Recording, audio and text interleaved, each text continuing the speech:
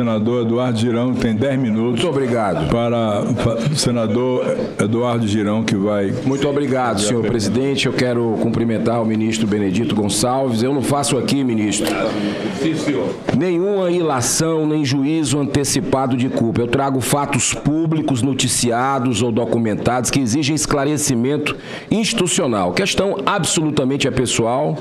O Senado precisa avaliar se Vossa Excelência reúne independência, imparcialidade, transparência e autoridade moral para exercer a Corregedoria Nacional de Justiça. E eu quero começar aqui, senhor presidente, com a atuação do TSE, seletividade política, cassações, liberdade de expressão. Ministro, Vossa Excelência atuou em processo de enorme impacto político no TSE, incluindo ações que resultaram na inegibilidade do ex-presidente da República, restrições a canais de comunicação, isso é censura, retirada de conteúdo, isso é censura, desmonetização de plataforma, também censura, decisões que atingiram manifestações eleitorais no nosso país. Também houve a cassação do mandato de Deltan Dallagnol, deputado federal mais votado do estado do Paraná, numa decisão que gerou forte debate público sobre o alcance eleitoral. O senhor, por exemplo, foi o relator dessa cassação na velocidade da luz que aconteceu lá no TSE. Inclusive, eu estava lá no plenário. Diante disso, desse conjunto de casos, quais critérios objetivos, jurídicos, demonstram que não houve seletividade política contra lideranças parlamentares, comunicadores e movimentos associados ao campo de direita, conservador, porque coincidentemente foram apenas em relação a esse campo? Como assegurar ao Senado que essa mesma régua foi aplicada com proporcionalidade a todos os lados da República? Essa é uma pergunta que eu já faço para o senhor. Outra, o senhor já teceu alguns comentários sobre o Banco Master. O senador Magno Malta perguntou do evento em Londres, foi noticiado esse evento, e isso é algo que está escandalizando a população brasileira, com toda a legitimidade. O senhor se declarou impedido, mas eu digo aqui, essa situação gera preocupação objetiva sobre a proximidade entre magistrados de tribunais superiores e agentes econômicos com interesse no judiciário. Ministro, quem custeou a viagem, hospedagem e eventuais benefícios recebidos nesse evento? Quem pagou? Essas informações foram formalmente comunicadas e tornadas públicas de modo transparente desde o início?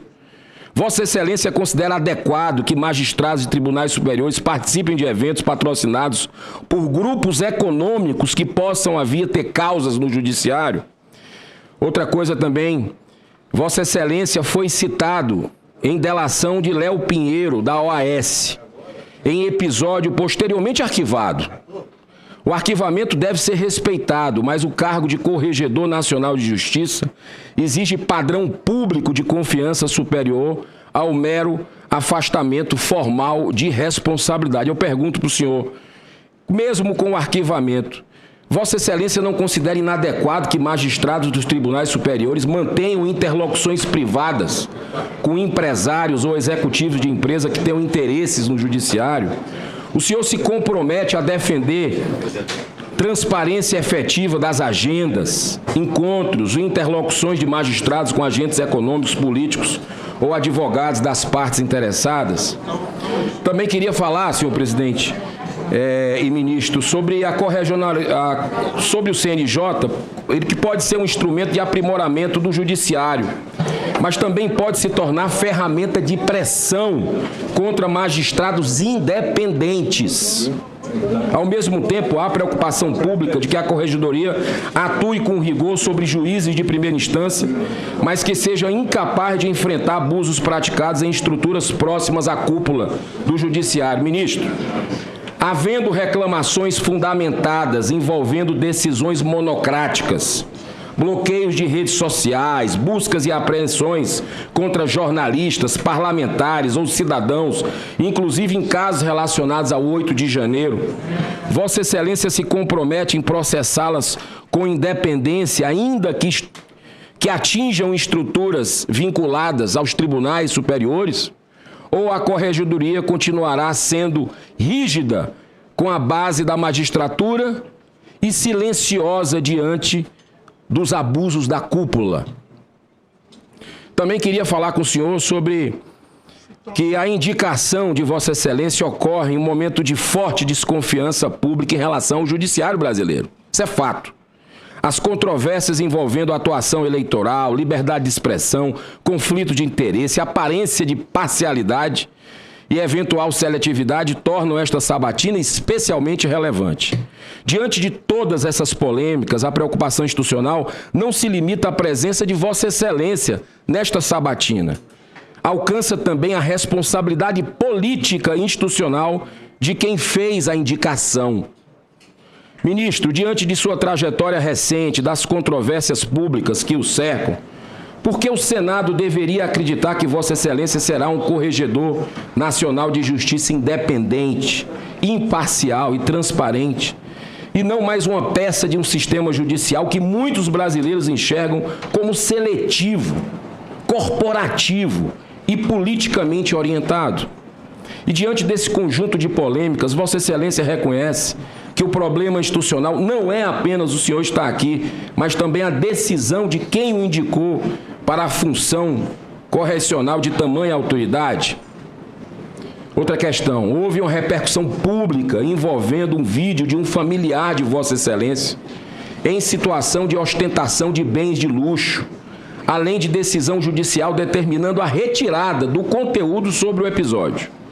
Não se trata de responsabilizar, longe disso, um pai por ato de familiar, mas de discutir se autoridades e seus familiares recebem proteção judicial diferente daquela que receberia qualquer cidadão comum. Eu pergunto ao senhor, o senhor entende por que muitos brasileiros enxergam privilégio quando conteúdos críticos envolvendo familiares de autoridades são retirados do ar por decisão judicial? Em temas de interesse público, o judiciário deve se proteger de autoridades e seus familiares do constrangimento político, ou deve proteger, antes de tudo, o direito da sociedade de questionar fatos que envolvem pessoas públicas e o seu entorno? E a última pergunta. O CNJ não é um cargo meramente administrativo. Trata-se da função responsável por examinar a conduta ética, disciplinar e funcional de magistrados brasileiros, inclusive em temas sensíveis como a imparcialidade, o decoro, o dever de reserva, abuso de autoridade e uso político da jurisdição. Ministro, como Vossa Excelência pretende cobrar reserva, imparcialidade e decoro de juízes brasileiros se sua própria trajetória é recente? É objeto de questionamentos públicos justamente nestes pontos. Qual a garantia concreta o senhor oferece ao Senado do Brasil de que o CNJ não será usado de forma seletiva, corporativa ou politicamente orientada? Eu não quero voltar à questão da missão dada, missão cumprida, que foi algo que impactou bastante ali na posse do presidente Lula, que o senhor teria dito para o ministro Alexandre de Moraes, que é o campeão de pedidos de impeachment daqui, do Senado Federal, mas eu, nesse minuto que me falta, eu gostaria de ouvi-lo o seguinte. Com relação àquela fala, caso chegue algum caso lá no próprio CNJ de reclamação de autoridades, colegas seus, do Tribunal Superior, como é que o senhor portaria? O senhor também se declararia impedido, que eu acho que o senhor acertou. Quero reiterar aqui, com relação ao Banco Master, o senhor se declararia impedido de alguma colocação de colega seu, de alguma reclamação que possa chegar ao CNJ? Queria ouvir de Vossa Excelência isso, lhe cumprimentando por estar aqui e agradecendo ao presidente pela oportunidade nesse primeiro momento de minha participação. Antes de passar a palavra ao ministro Benedito Gonçalves, eu quero registrar presente o doutor Fábio Prieto, ex-presidente do TRF3 do Estado de São Paulo. Com a palavra o ministro Benedito. Obrigado, presidente. Mesma forma, cumprimentando o senador Eduardo Girão. Essas oportunidades são importantes. Pena que o tempo é pequeno, de esgotar tanto assunto, né? Mas é importante saber, a gente fala muito em direito, saber a interpretação autêntica, da onde produz o fato. Então, vamos começar primeiro do bloco, que eu vou chamar de bloco, que refere a minha atuação no TSE, pelo que foi explanado por Vossa Excelência, são todas questões que foram julgadas. Só para contextualizar, para poder responder. Então, neste campo aqui, eu vou responder a minha atuação de juiz. Aí veio seletividade, como é que foi feito o processo é instruído, chega a instrução, quem no caso de uma AGE, conhece muito os advogados que vão peticionando, concluiu, eu peço o dia para julgamento. Esse é o procedimento de modo geral. Como agir? De novo, o juiz, falei anteriormente, ele julga com um único instrumento que é importante. É a consciência livre do livre convencimento diante das provas apresentadas. Na Constituição de 88, ela prevê um instrumento fundamental para que as partes que estão inconformadas, elas recorrem. Eu sou do tempo comecei em 78, acabei meu curso e tudo mais, estou chegando em 88, em que o juiz falava assim, eu faço um pedido, X, o juiz botava, indefiro, ponto. Bom, e por que como disso aqui? Falta fundamentação. Então, perguntar, o que levou o juiz ter aquela visão para ali? A decisão de qualquer instância bem fundamentada. Os tribunais todos, Supremos, zelam por isso, que muitas vezes o processo volta para fundamentar, porque, vou usar uma expressão não muito apropriada, mas didática, tem um arremedo de fundamentação. Ela tem que ser concisa, precisa. Ali está a motivação. Então, todas as decisões que eu aprendi e faço do juramento é que livre convencimento diante das provas, decisão fundamentada para que o duplo jurisdição contraditório seja feito. Esse é o bloco de resposta. No tocante à questão de filho, acabei, já desde o início, falamos aqui que nenhuma ameaça ao direito, ao princípio da inafastabilidade da jurisdição, deixará de ser apreciada pelo judiciário quando chega.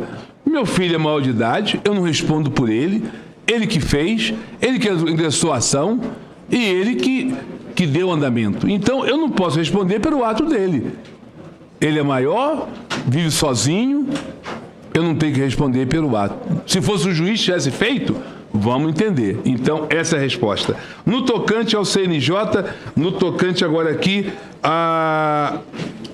seria como agir se tivesse um ministro, colega, atuando.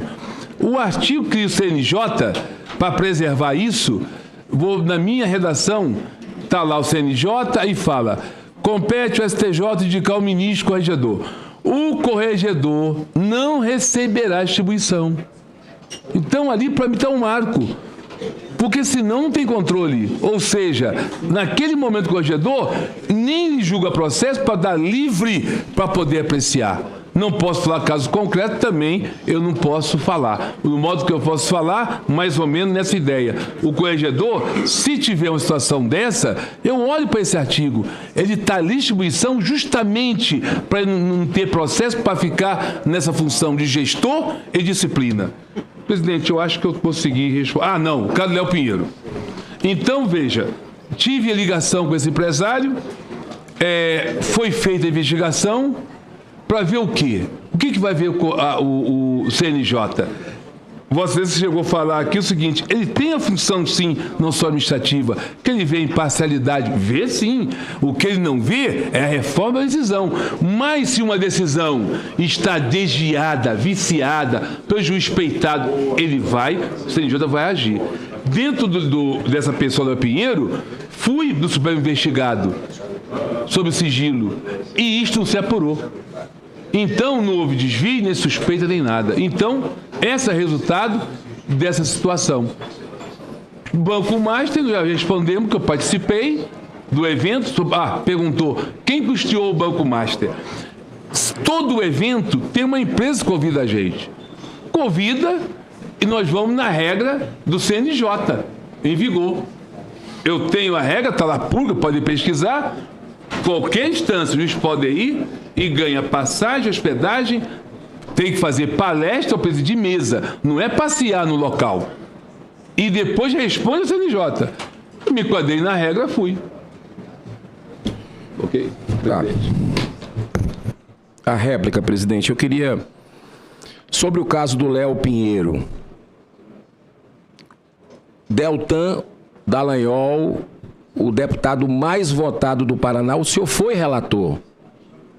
Essa delação aqui da Odebrecht, de uma certa forma, você tem lá na época, o procurador da Lava Jato, que fez esse trabalho. O senhor não acha que isso é, no mínimo, o senhor não deveria se declarar impedido de julgar o Deltan Dallagnol, já que ele era o procurador da Lava Jato, o senhor foi citado nessa delação, não deveria haver um conflito de interesse, um impedimento da sua parte? Essa eu queria retomar. A outra coisa, eu não estou falando do seu filho, pelo amor de Deus. Né? Cada um, e eu deixei claro isso na minha pergunta. Mas o conteúdo foi retirado. Eu pergunto, se fosse um cidadão comum, filho de alguém que não é magistrado, não é ministro, como é que é o procedimento em relação à censura?